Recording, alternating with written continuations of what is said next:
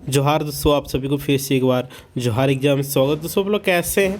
मेरे ख्याल से अच्छे और अच्छे से प्रिपरेशन कर रहे हैं। तो दोस्तों आज जैसे कि आप सभी को वादा किया था कि आप लोग एग्जाम तक साइंस का आप लोग का जो मोस्ट इम्पोर्टेंट क्वेश्चन बन सकता है वो आप लोग को लेकर आऊँगा। तो आज हम लोग का सेकेंड क्लास है, ठीक है।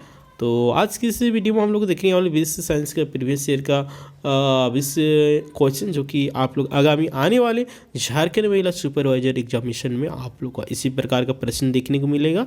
एंड झारखंड सचिवालय की भी तैयारी कर रहे होंगे तो आप लोग का लिए बहुत ही हेल्पफुल रहने वाला है, ठीक है। क्योंकि आप लोग का प्रश्न इसी प्रकार का आएगा और आप लोग प्रीवियस ईयर से आप लोग 60% पूछा जाएगा, ठीक है। किसी भी एग्जामिनेशन की तैयारी कर रहे हैं, अगर आप लोग प्रीवियस ईयर क्वेश्चन कर लेते हैं तो आप लोग का 50 से 60% प्रश्न को सोल्व करने में एकदम आसानी होगा, ठीक है। बाद बाकी आप लोग खुद से कर सकते हैं, है ना। तो चलिए आज की वीडियो हम लोग स्टार्ट करते हैं। तो देखिए आज का हम लोग क्वेश्चन है, दूध की घनत्व को मापने के लिए किस उपकरण का उपयोग किया जाता है? लेक्टोमीटर, हाइड्रोमीटर, बैरोमीटर या फिर भूकंपमान। तो आप लोग को बता देना चाह रहे हैं दूध की उपयोग को मापने के लिए हम लोग लैक्टोमीटर को उपयोग करते हैं। किस चीज़ का मीटर करते हैं?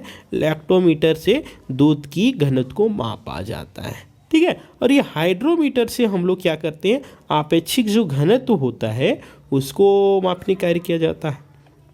बैरोमीटर से हम लोग वायु दाब को मापते हैं, है ना। एक होता है सिस्मोमीटर, है ना। सिस्मोमीटर से भूकंप को मापा जाता है, ठीक है। तो आप लोग को सारा क्लियर हो गया होगा। नेक्स्ट है डैश, सबसे बड़ी धमनी कौन सी है? महाधमनी, आपका महाधमनी आर्क, उल्मर धमनी, धमनी काऊ। तो सबसे बड़ी धमनी की बात करते हैं दोस्तों, ये सबसे बड़ा धमनी है आप लोग का महाधमनी, यानी कि ए नंबर जो ऑप्शन होगा बिल्कुल करेक्ट आंसर हो जाएगा। इसके बारे हम लोग कुछ जानकारी प्राप्त कर लेते हैं जो कि एग्जाम ऑफ दृष्टिकोण से बहुत ही हेल्पफुल रहने वाला है, ठीक है। तो महाधमनी शरीर की सबसे बड़ी और मुख्य धमनी है जो हृदय के बाएं निलय से आरंभ होता है, यानी कि शुरू होता है। इसमें ऑक्सीजन मिश्रित रक्त सारे शरीर के ऊतकों में ऑक्सीजन का संचारण करता है, ठीक है। इस बात को भी आप लोग नोट डाउन कर लीजिएगा, ठीक है।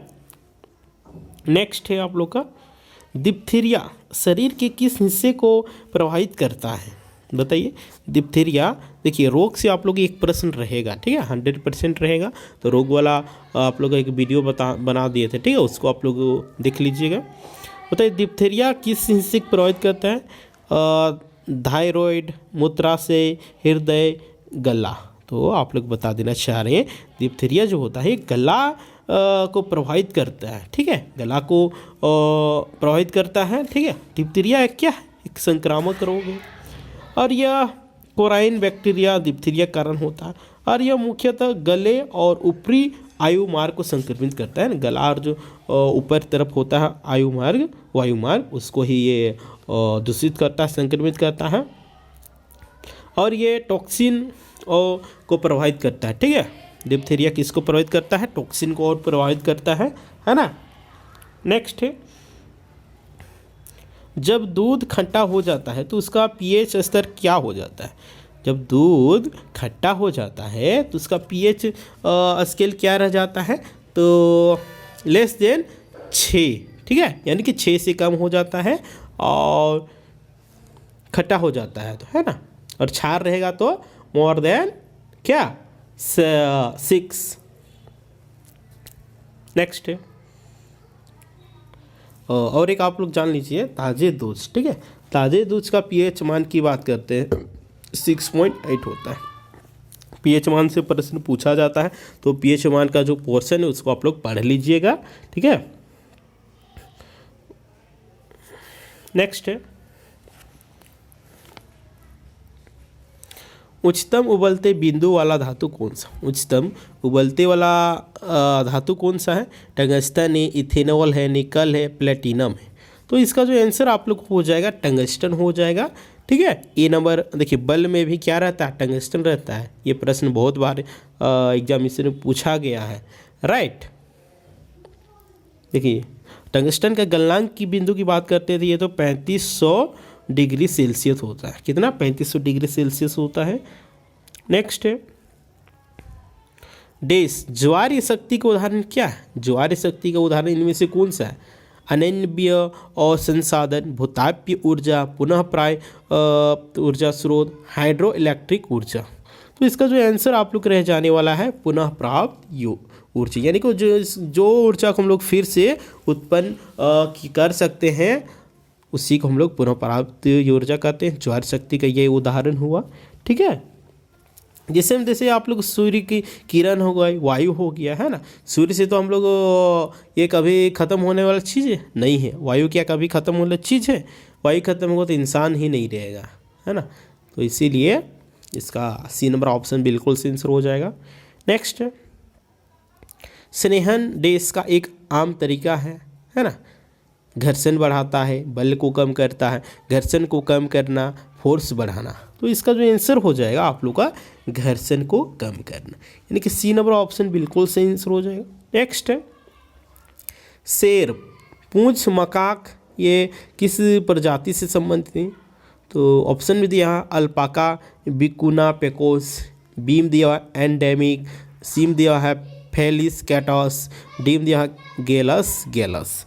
तो इसका जो आंसर होगा आप लोग का एंडेमिक हो जाएगा, यानी कि बी नंबर ऑप्शन हम लोग को बिल्कुल से आंसर हो जाएगा। देखिए मकाक शेर के पूंछ जैसा एक बंदर होता है, उसका पूंछ भी शेर के ही तरह होता है और ये एक बहुत ही पुरानी दुनिया का बंदर है जो कि दक्षिण भारत के पश्चिमी घाटों में ही पाया जाता है। देखिए मकाक के जो गर्दन पर शेर की तरह बड़े बड़े बाल होते हैं, है ना। वो एकदम लगेगा कि शेर ही है, लेकिन वो नहीं होता है, वो एक कुत्ता होता है। क्या होता है? कुत्ता होता है। नेक्स्ट, यूरिया में नाइट्रोजन की मात्रा कितनी होती है? तो ये बहुत ही इजी क्वेश्चन है। तो यूरिया में 46% नाइट्रोजन की मात्रा रहती है, इसीलिए हम लोग का सी नंबर ऑप्शन जो होगा बिल्कुल करेक्ट आंसर हो जाएगा। ठीक है, नेक्स्ट, रजत का मिश्र धातु कौन सा है? कॉपर और जिंक, कॉपर जिंक और निकेल, कॉपर और टीन, कॉपर जिंक और टीन। तो इसका जो आंसर आप लोग रह जाने वाला है कॉपर जिंक और निकेल हो जाएगा। ठीक है, बी नंबर ऑप्शन बिल्कुल से आंसर हो जाएगा। नेक्स्ट, सभी खाद्य श्रृंखलाएं किस चीज से शुरू होती? जीवाश्म ईंधन का जलने से, भोजन खाने से, सूर्य से ऊर्जा से, बैक्टीरिया का उपघटन से। तो इसका जो आंसर आप लोग को हो जाएगा सूर्य की ऊर्जा से, यानी कि सी नंबर ऑप्शन बिल्कुल सही आंसर हो जाएगा। राइट, नेक्स्ट, जंगल बनाने के लिए बंजर भूमि में पेड़ लगाने के प्रयास को क्या कहा जाता है? जंगल बनाने के लिए बंजर भूमि में पेड़ लगाने के प्रयास को क्या कहा जाता है? वन कटाई, वृक्षारोपण, वन रोपण, वनीकरण। तो इसका जो आंसर आप लोग का रह जाने वाला है क्या हो जाएगा दोस्तों, बताइए? वनीकरण। ठीक है, डी नंबर ऑप्शन बिल्कुल से आंसर हो जाएगा। राइट, नेक्स्ट क्वेश्चन है शुद्ध पानी का पीएच मान क्या होता है? बताइए, शुद्ध पानी का पीएच मान क्या होता है? 5 होता है, 4 होता है, 7 होता है, 8 होता है। तो शुद्ध पानी का पीएच मान की बात करते हैं दोस्तों, ये 7 होता है। राइट, सी नंबर ऑप्शन बिल्कुल से आंसर हो जाएगा। नेक्स्ट है, देखिए बिग बैंग कितनी साल पहले हुआ था? तो बिग बैंग ये आप लोग बता देना चाह रहे हैं 13.7 अरब साल पहले हुआ था। सी नंबर ऑप्शन हम लोग को बिल्कुल सही आंसर हो जाएगा। नेक्स्ट, डेस एक आंत्र परजीवी कौन सा है? Amoeba, ISIS, Kandu, tapeworm, Borrelia. तो इसका जो आंसर हो जाएगा टेपवार्म हो जाएगा। ठीक है, टेपवार्म एक आंत्र परजीवी है। नेक्स्ट, डेस श्वेत रक्त कोशिकाओं के लिए एक और नाम है। श्वेत रक्त कोशिकाओं के लिए और क्या नाम है? Erythrocyte, chloroxylenol, leucocytes, mitochondria. तो इसका जो आंसर आप लोग रह जाने में ल्यूकोसाइट, ये श्वेत कोशिकाओं का एक और नाम है, इसीलिए आप लोग सी नंबर ऑप्शन बिल्कुल से आंसर हो जाएगा। ठीक है, और देखिए श्वेत रक्त कोशिका की हम लोग बात कर ली। हम लोग अब बात करते हैं लाल रक्त कणिका, यानी कि लाल रक्त कणिका की। तो इसको हम लोग बोलते हैं क्या है? एरिथ्रोसाइट। ठीक है, और प्लेटलेट्स को थ्रोम्बोसाइट, ठीक है। प्लेटलेट्स को क्या बोला जाता है? थ्रोम्बोसाइट, ठीक है। नेक्स्ट, भारत का पहला यूरेनियम खदान कहाँ है? टूमेंटल यूरेनियम खदान में, कोलूर खान, जादूगोड़ा खान, डिगबोई खान। तो भारत का पहला यूरेनियम खदान की बात करते हैं तो इसका जो आंसर हो जाएगा जादूगोड़ा खान, यानी कि सी नंबर ऑप्शन जो होगा बिल्कुल से आंसर हो जाएगा। नेक्स्ट है डेस, एक तितली के आकार का ग्रंथि कौन है? एक तितली के आकार की ग्रंथि की बात करती तो थायराइड ग्रंथियाँ हैं, ठीक है। क्या है? थायराइड ग्रंथियाँ। हम लोग का बी नंबर ऑप्शन बिल्कुल से आंसर हो जाएगा। नेक्स्ट है प्रकाश की डेस की घटना के कारण इंद्रधनुष का निर्माण होता है। किस कारण से इंद्रधनुष का निर्माण होता है? बताइए। परावर्तन, अपवर्तन, फैलाव के कारण, प्रतिबिंब के कारण, अपवर्तन के कारण या फिर फैलाव के कारण। तो इसका जो आंसर आप लोग को रह जाने वाला है परावर्तन और अपवर्तन के फैलाव के कारण इंद्रधनुष का निर्माण होता है। और यह प्रायः सूर्य के उल्टा ओर होता है, ठीक है।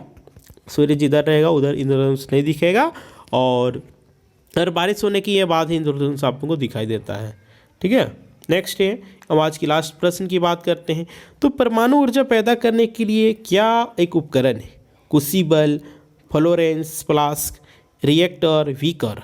तो इसका जो आंसर आप लोग रह जाने वाला है रिएक्टर हो जाएगा, यानी कि सी नंबर ऑप्शन जो होगा बिल्कुल सही आंसर हो जाएगा, ठीक है ना। तो उम्मीद करते हैं ये सेशन आप लोगों को पसंद लगा होगा।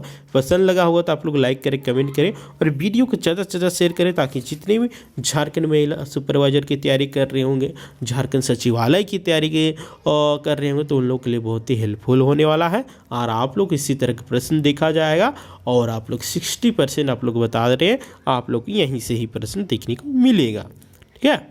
बाद बाकी 40% के लिए आप लोग का इम्पोर्टेंट क्वेश्चन को यहाँ पे डाला गया है, यानी कि ऑलमोस्ट आप लोग तैयारी करते एग्जाम तक बने रहते हैं, तो आप लोग का सारा प्रश्न आप लोग का यहीं से पूछा जाएगा, यहीं से ही आएगा, ठीक है। तो ठीक है, फिर मिलते हैं।